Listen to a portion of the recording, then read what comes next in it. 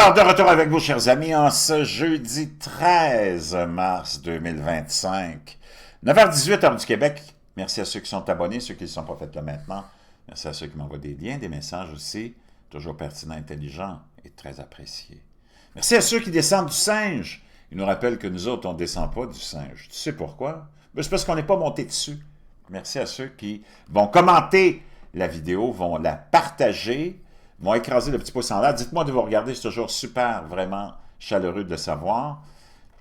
Et partager et écraser le petit pouce en l'air. N'oubliez pas de vous procurer votre bleu de méthylène. Oui, ça marche, c'est vrai. Quelque chose d'hallucinant. Et beaucoup d'abonnés me le rappellent et me disent « Jean, oui, c'est vrai, ça marche. Veux-tu nous redonner le lien? Le lien, je le mets dans la boîte de description en bas. Donc, je vous laisse, je reviendrai aujourd'hui là-dessus, si j'ai le temps, mais je pense que je vais avoir le temps. On va parler du complexe pharmaceutique, en général, OK? Et vous allez être abasourdi parce que je vais vous partager. Peut-être que vous êtes déjà au courant de ça. Ça ne m'étonnerait pas parce que vous êtes très renseigné et très perspicace. Pendant ce temps-là, le plus grand mensonge de notre complexe médiatique corrompu, tu le sais comment c'est.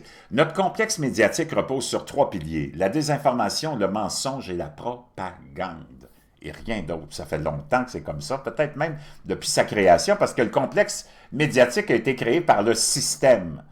Puis ton système, il ne travaille pas pour toi, ton système, il travaille contre toi, mais naturellement, ça s'est tout fait de façon progressive. OK? Depuis l'impression, la première impression, les princes, les premiers journaux, tout a été...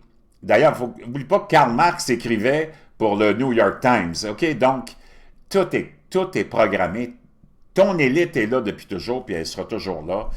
Et toi, tu es la possession de l'élite. Les pays, c'est fabriqué de toutes pièces par ceux qui les possèdent. L'idée qu'on t'a créée, que tu devais être patriote et que le pays t'appartient, que tu choisis l'avenir de ton pays, tout ça, tu le sais que c'est une fumisterie incroyable. Mais ça fait pas longtemps qu'on a réalisé ça, là, tu sais.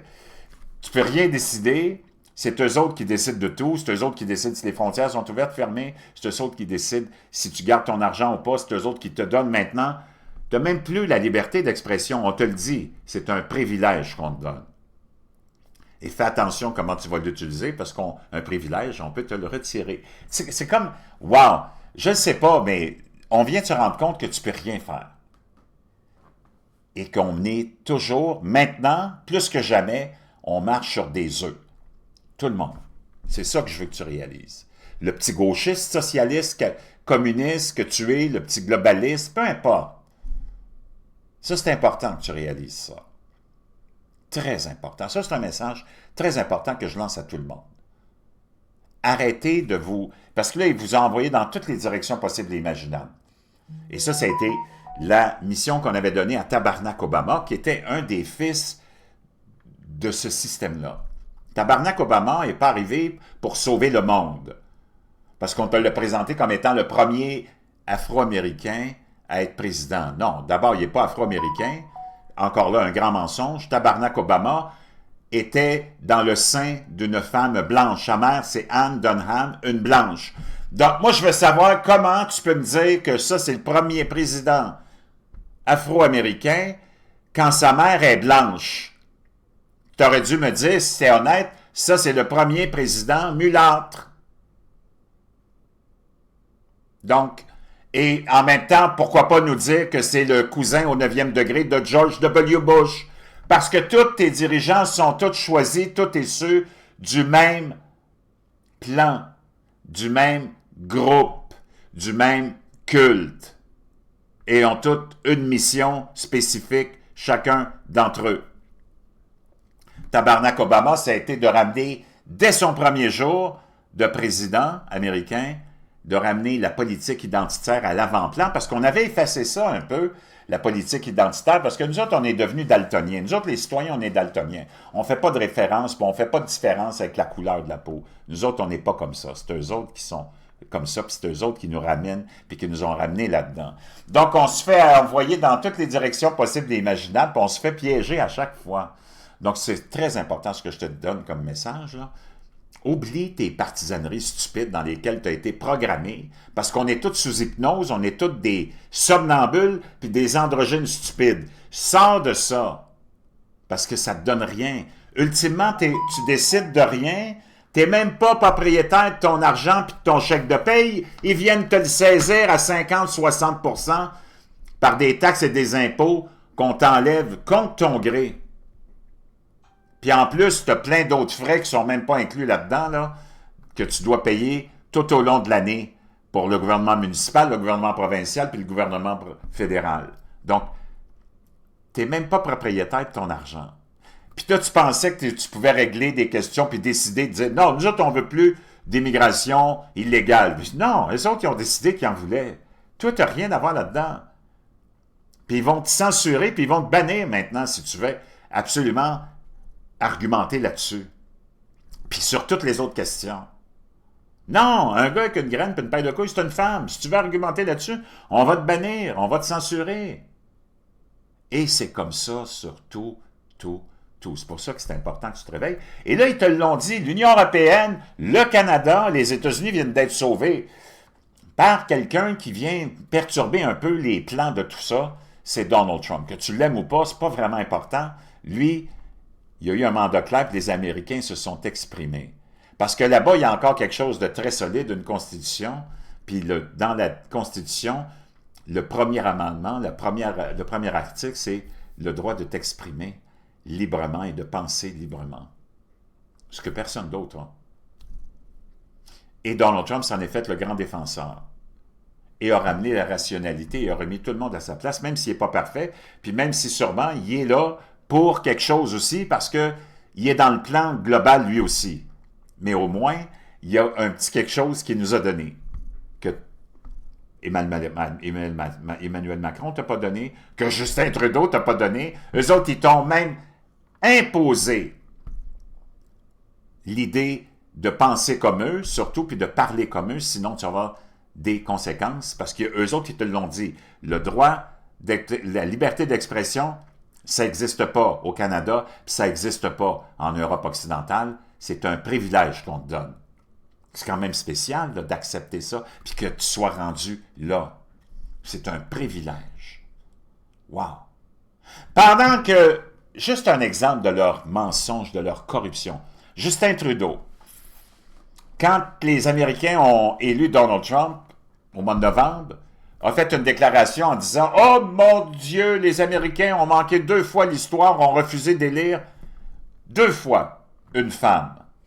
Et les droits des femmes sont en recul partout. Celui qui fait la promotion qu'un homme avec une graine et une paille de couilles, c'est une femme. » Moi, je me demande c'est qui dénigre la femme le plus. L'Américain qui a décidé de voter pour Trump et non pour Kamala Harris, une candidate qui était choisie par le système, surtout de la diversité, équité et inclusion? Ou Justin Trudeau, qui vient te dire qu'un homme avec une graine et une paire de couilles, tu es obligé d'admettre que c'est une femme, puis on va l'envoyer dans les arènes de boxe, démolir les femmes et dénigrer les femmes. C'est qui le plus misogyne là-dedans? Donc, lui qui donne des leçons de moralité, qui vient te dire que ton droit de t'exprimer, c'est pas un droit, c'est un privilège qu'on te donne des leçons de moralité aux Américains et leur dit « Vous avez manqué l'histoire 2 fois, puis à cause de vous autres, les droits des femmes reculent. » Il a démissionné de son poste de premier ministre en restant là jusqu'à ce qu'on trouve un chef la semaine dernière, dimanche dernier. Les libéraux, on ne sait pas c'est qui, ont élu comme chef pour remplacer Trudeau Mark Carney, le banquier du roi d'Angleterre, alors qu'eux autres qui disent en plus que le Canada, c'est un pays souverain. Moi, je veux savoir comment ça se fait qu'ils ont été obligés d'envoyer le banquier du roi pour remplacer Justin Trudeau. Un pays souverain, où ça? Premièrement. Deuxièmement, la candidate qui compétitionnait, qui faisait la course contre Mark Carney, c'était son ex-vice-première ministre, Christian Freeland. Ou Christian Freeland, je ne sais pas son nom stupide, là. Ah! C'est bizarre que Justin Trudeau n'ait pas dit aux libéraux, à son propre parti, « Hey, Vous avez manqué l'histoire. Vous êtes vraiment des sexistes et des misogynes. En 157 ans en plus d'histoire du Parti libéral. Il dit là, vous venez de voter encore pour un blanc, un homme blanc. Vous avez manqué l'histoire, vous n'avez pas voté pour une femme. Hein? Il ne donne pas cette leçon de moralité-là. Même chose pour les médias québécois et les médias canadiens. Hein? Ils t'ont pas dit « Ah, bon, tous ceux qui ont démonisé les Américains parce qu'ils n'ont pas voté pour Kamala Harris. » Comment ça fait qu'ils n'ont pas démonisé les libéraux pour ne pas avoir voté pour Christian ou Chrystia Freeland? Ah! Eh bien, c'est ça. T'es dans un univers de mensonges continuels. Et un autre des grands mensonges de ton complexe médiatique, globaliste, mondialiste, sataniste même, ça a été celui de cette histoire de la guerre Ukraine-Russe.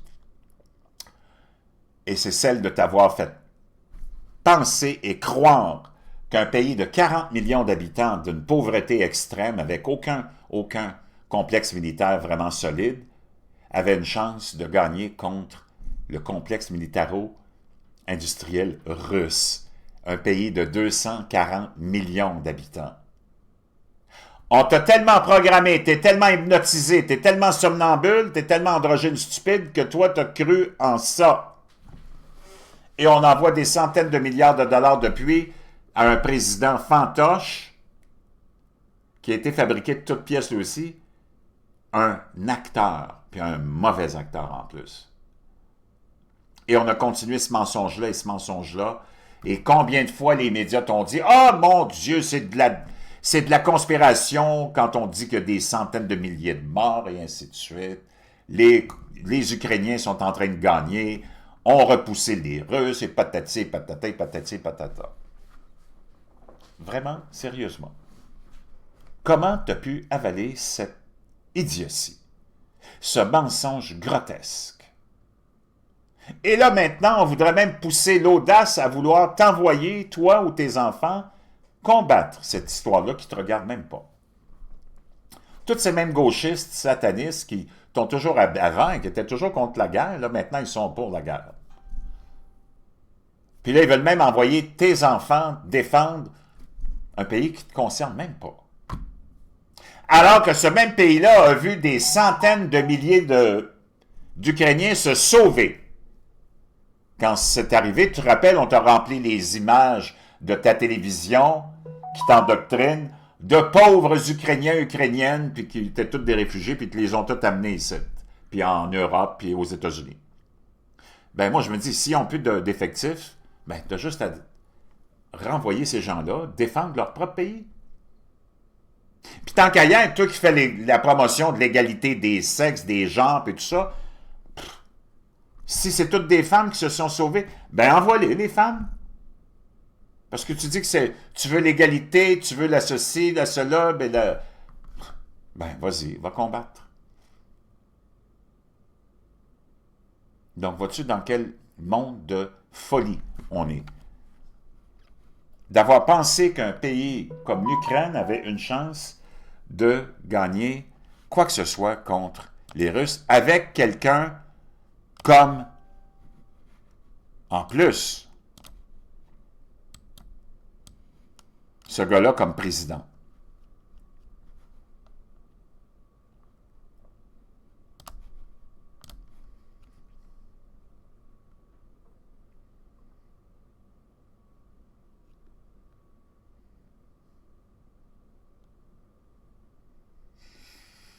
Vraiment.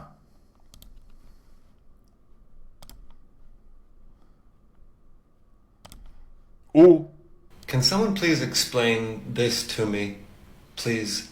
Like, what parallel universe have we stumbled into where this is just kind of normal and things are kind of making sense over here, and things aren't really making sense over here? An 18-year-old's birthday party?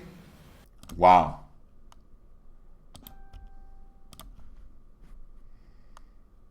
They're right now not in a very good position. You've allowed From the yourself very, to be in a from very the very bad position, beginning and of he the happens war. to be right about From the it. very beginning of the war. You're not in a Mr. good Brown, position. I You don't was have in the cards right now. Donc, chers amis, incroyable le délire dans lequel on t'a embarqué, mais quel grand mensonge, quelle grande supercherie. J'espère qu'un jour, on saura exactement pourquoi on a agi de cette façon-là au niveau du complexe qui nous gouverne. Si tu n'étais pas certain que tu vis dans un monde complètement orchestré de toute cette cette dynastie qui se poursuit, de ces dirigeants qui nous gouvernent et qui sont remplacés par des liens de consanguinité, toujours. Paul-Henri Spaak, ancien premier ministre belge, qui fut l'un des principaux architectes de ce qui est devenu l'Union européenne, une entité satanique, avait dit « Nous ne voulons plus d'un autre comité, nous en avons déjà trop. Ce que nous voulons, c'est un homme de stature suffisante pour obtenir l'allégeance de tous et nous sortir de ce bourbier économique dans lequel nous nous enfonçons. » Vraiment? Envoyez-nous un tel homme, et qu'il soit Dieu ou le diable, nous l'accueillerons. Ben, je pense qu'ils ont choisi le diable. Qu'est-ce que tu en penses, mon chum? Pendant ce temps-là, juste pour te rappeler à quel point, surtout, cette grande nation russe est de 240 millions d'habitants, qui est riche comme Crésus, qui a des réserves de pétrole et de gaz, comme tu ne peux pas imaginer, et d'or, et de tout ce que tu peux imaginer,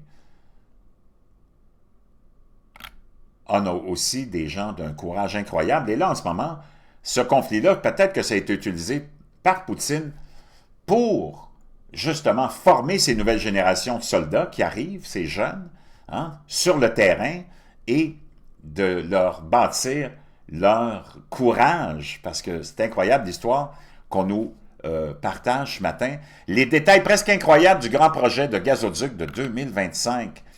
C'est la chose la plus incroyable que j'ai entendue depuis très longtemps. C'est presque trop incroyable pour être cru.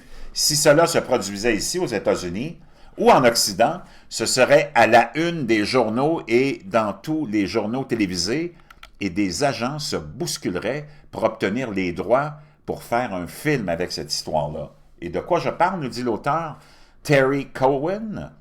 En bref, 800 agents des forces spéciales russes ont parcouru 12 km à travers un gazoduc abandonné, en rampant apparemment sur certaines portions, sont ressortis de l'autre côté et en collaboration avec d'autres troupes russes, ont fermé la trappe à la mésaventure de Zelensky à Koursk.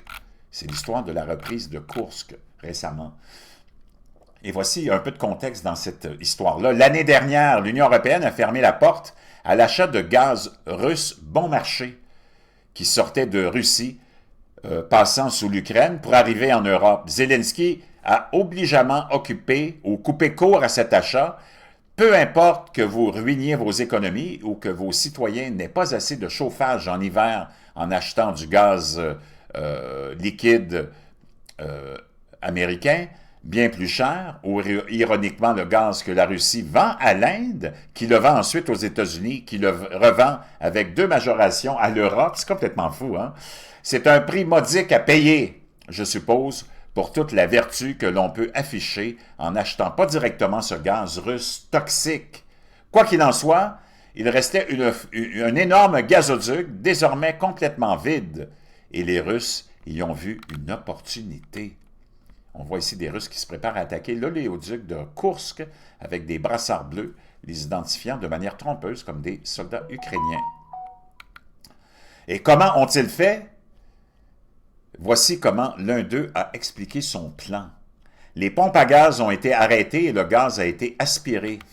De l'oxygène a été pompé dans les pipelines, ou dans le pipeline, des pelleteuses ont creusé des salles de réunion et des toilettes ont été installées. De l'eau, de la nourriture et des munitions étaient amenées dans ces salles de réunion. 800 soldats sont passés par le tuyau jusqu'aux salles de réunion. Les soldats ont attendu 4 jours dans les salles de réunion et dans le tuyau près de la sortie. Lorsque le signal fut donné, ils sortirent en courant et entrèrent dans la zone industrielle de Soudjan. L'armée ukrainienne a été surprise de voir une force aussi énorme à l'arrière. Elle a commencé à paniquer et s'est désorganisée. Les Russes ont libéré de nombreuses colonies de la région de Koursk grâce à cette opération. On peut voir ici, sur cette map, la géographie de cette histoire-là. Les commentateurs géopolitiques Alexander Mercouris et Alex Christoforou ont beaucoup plus de détails décrivant comment cela s'est déroulé. Ici, je vous laisserai le lien dans la boîte de description. Ma question aux partisans inconditionnels de la guerre est la suivante. Comment comptez-vous exactement vaincre un pays dont les soldats auraient le courage de faire ça? On va voir des images.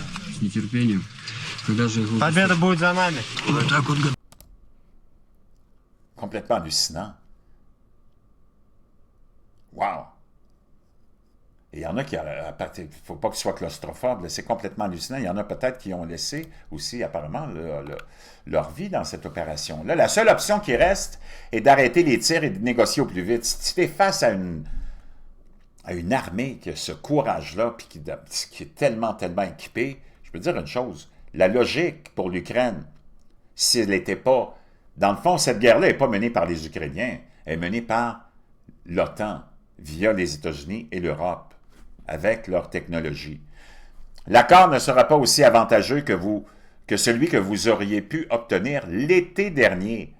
Et il sera bien pire que celui que les deux parties avaient conclu en mars 2022, avant que le clown Boris Johnson vienne tout bousiller. Tu vois d'autres images ici. Les conditions dans lesquelles ces gars-là ont participé à cette opération. Je peux te dire une chose. Ça te prend un courage complètement hors norme. Mais il est temps de prendre une grande inspiration, d'admettre l'échec et regarder le monde tel qu'il est. Oui, c'est le temps de finir cette histoire-là, mais notre complexe corrompu a d'autres plans. C'est quoi ces plans-là? Je ne sais pas. Mais quand tu vois cette histoire-là et le courage de cette armée russe, et surtout la force de la Russie, la force de l'économie russe, contrairement et comparativement à celle de l'Ukraine, c'est complètement disproportionné. Et d'avoir mis dans la tête de nos citoyens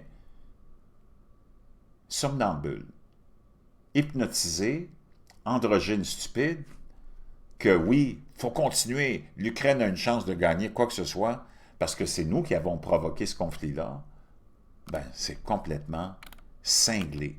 Et ça te démontre à quel point tu ne peux pas faire confiance à ceux qui te gouvernent ici.